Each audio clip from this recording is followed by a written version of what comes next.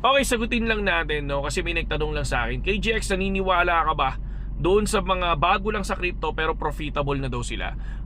Walang imposible, no? For me, yes, naniniwala din ako diyan dahil merong ibang tao na kapag ka ginusto nila makukuha nila. Walang imposible 'di ba?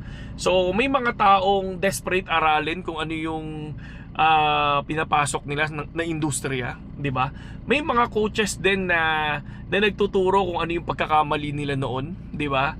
Ano yung experience nila noon at ano yung ginawa nila para maging profitable sila pagdating sa cryptocurrency. 'Di ba? Yun lang naman yung pinakasagot ko doon. Kasi may dalawang klase ng knowledge, 'di ba? Yung isa na experience mo sa sarili mo, 'di ba? Yung isa naman na experience ng iba na ayaw mo matulad sa kanila.